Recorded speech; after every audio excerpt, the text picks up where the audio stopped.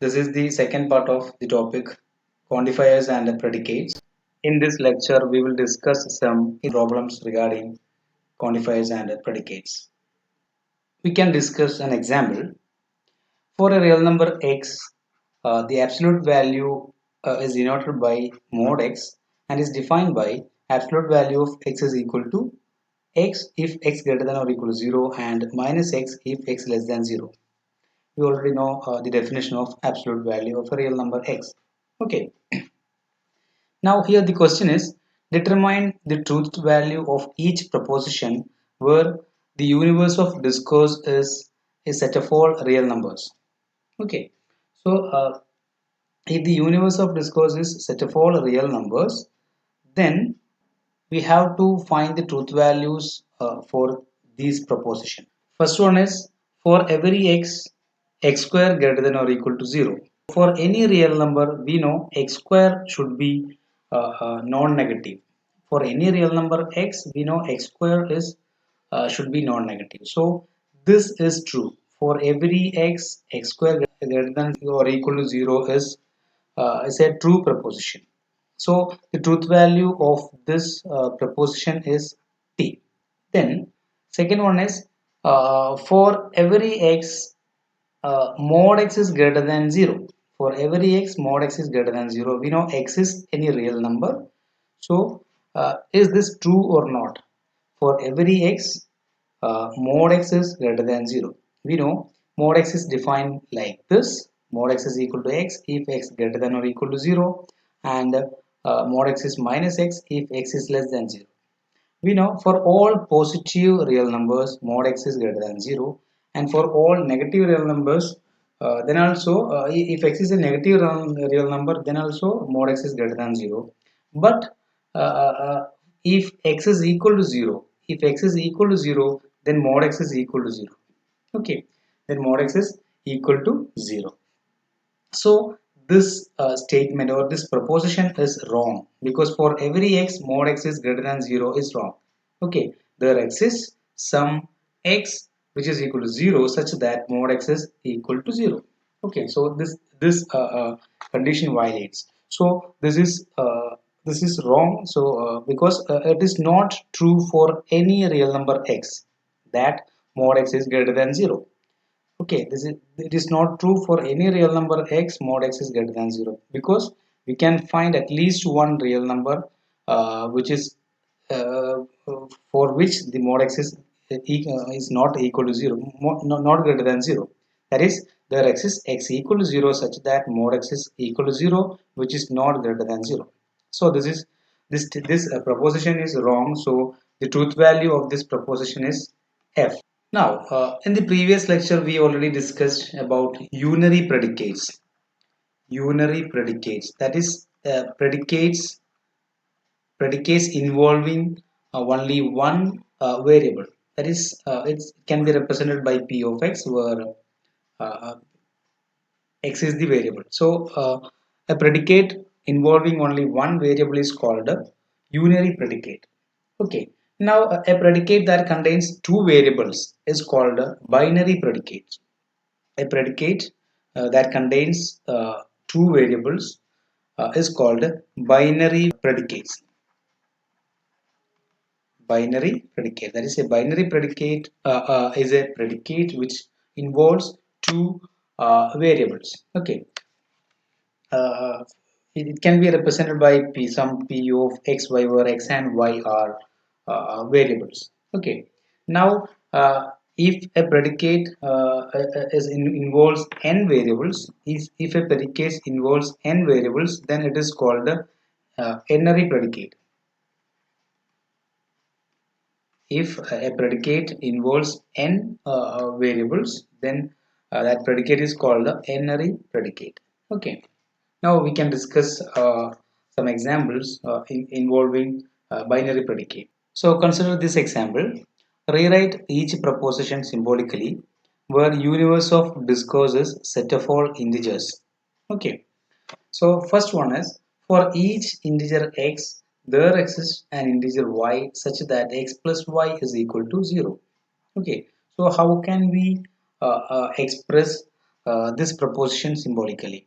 Okay, here we are given that universe of discourse is a set of integers. So x and y belongs to the this universe of integer discourse. So here the proposition is, first one is, for each integer x there exists an integer y such that x plus y is equal to 0. So here the binary predicate is actually x plus y is equal to 0. We can represent, if we need x, p of xy as x plus y is equal to 0. Okay. So here the symbolical representation of this proposition will be, for each integer x. So for every x there exists an integer y. There exists an integer y such that x plus y is equal to 0. So for every x there exists integer y such that x plus y equal to 0. So this will be the symbolical representation of this proposition. Uh, Usually we can represent this as without or ignoring this bracket. Okay, we can write this for every x there exists y such that x plus y is equal to 0. Okay, we can also represent this proposition symbolically like this. Okay, now what about the second one? Second one is, there exists an integer x such that x plus y is equal to y for every integer y. That is, there exists an integer x such that for every integer y, x plus y is equal to y. That is, we can write symbolically this expression as, there exists an integer x for every such that for every integer y, x plus y is equal to y. Okay, there exists an integer x for every y such that for every y, x plus y is equal to y. Okay, there exists an integer x such that for every y, x plus y is equal to y.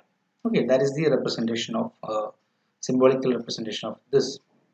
Third one is, for all integers x and y, x into y is equal to y into x.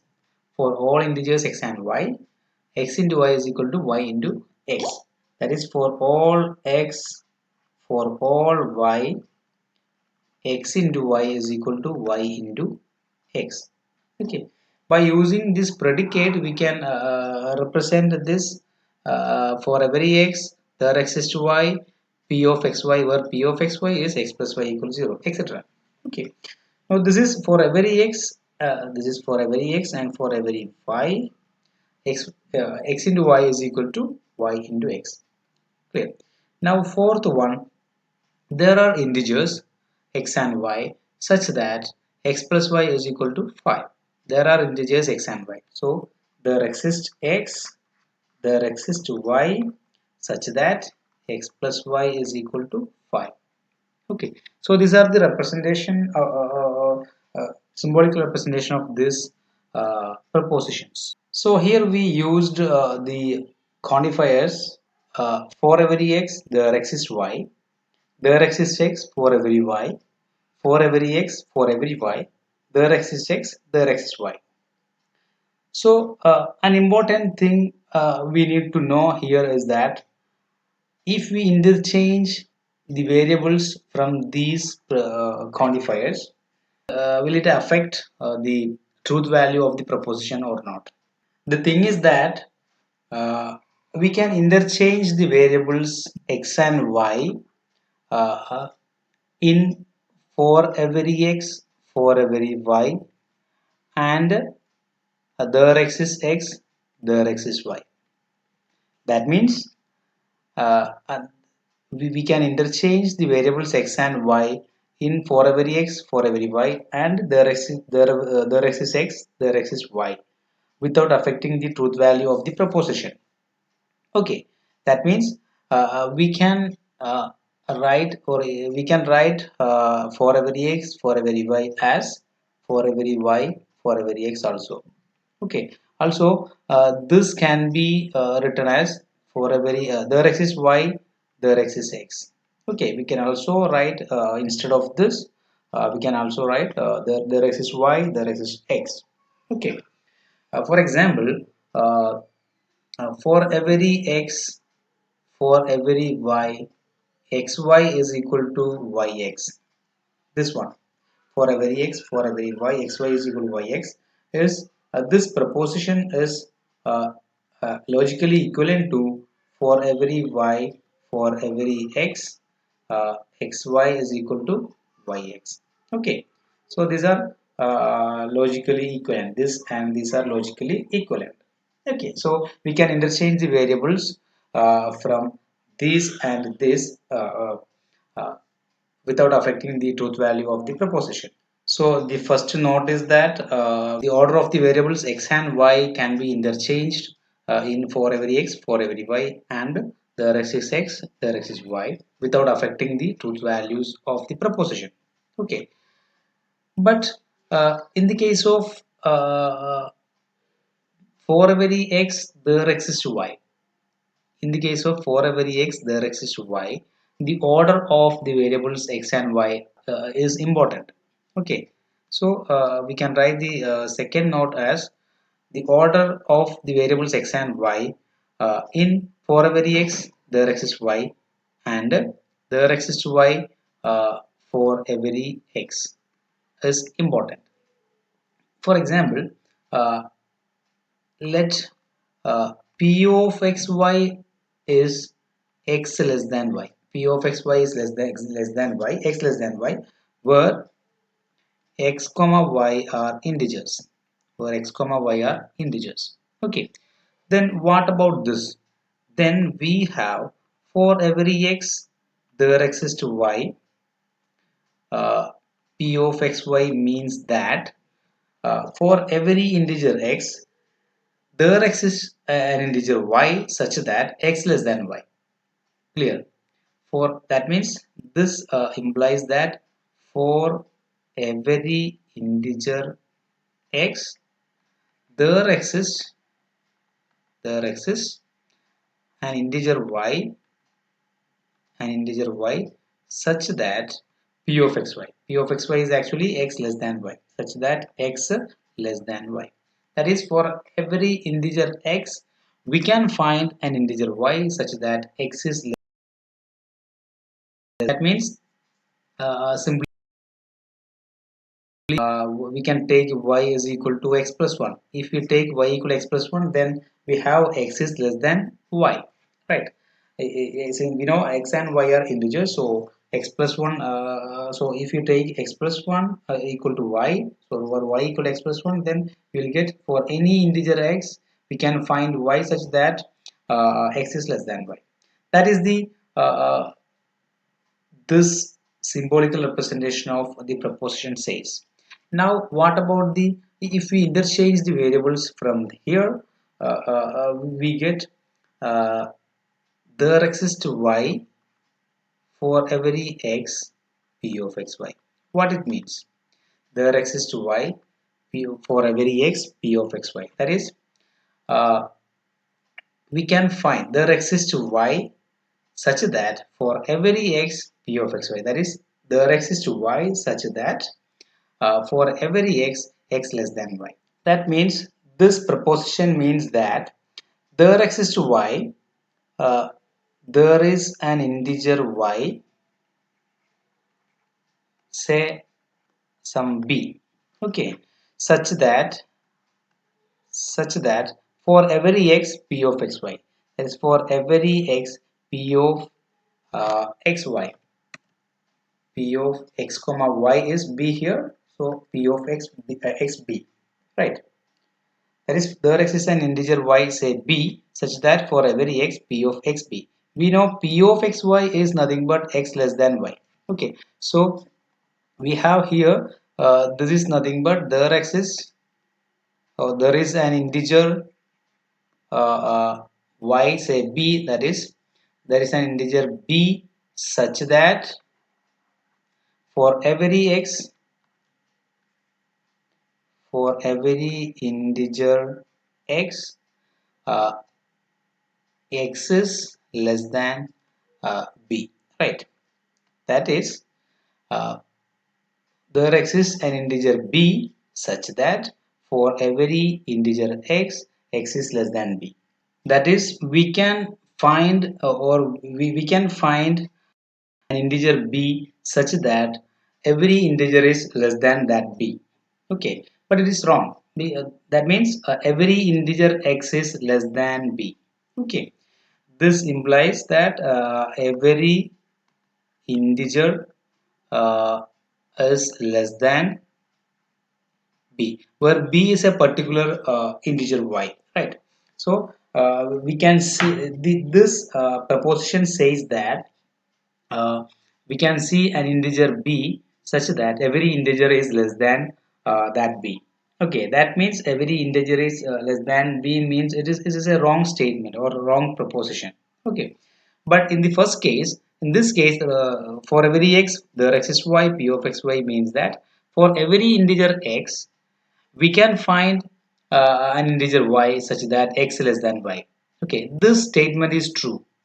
For every integer x we can find an integer y such that x is less than y. That is, we can find an integer which is for any integer x we can find another integer y such that y is greater than x, right? So it is an example of that y. Okay, if we are taking any integer x, if we are taking x is equal to 10, we can find at least 11. We can find y equal to we can choose y equal to 11 such that 10 is less than 11. Now if you are choosing taking x is equal to 100, we can find at least y equal to 100 not 1, which is such that x is less than y. Okay, that means for any integer x there exists an integer y such that x is less than y. So this statement is true. So the truth value of this statement is, or this proposition is t. But this proposition is false. The truth value of this proposition is false because this proposition says that there exists an integer y such say b such that for every integer x is less than b. That is, every integer x is less than b. That is what is this integer this statement says.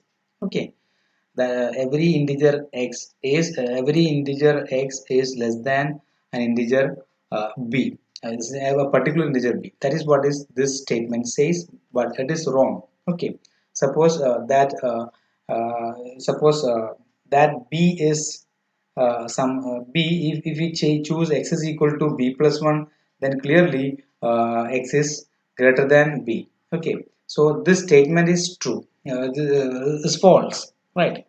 So we cannot interchange the variables x and y from these quantifiers. For every x there exists y. Okay, but we can interchange the variables from these two. There for every x, for every y. We can interchange the variables from there exists x, there exists y.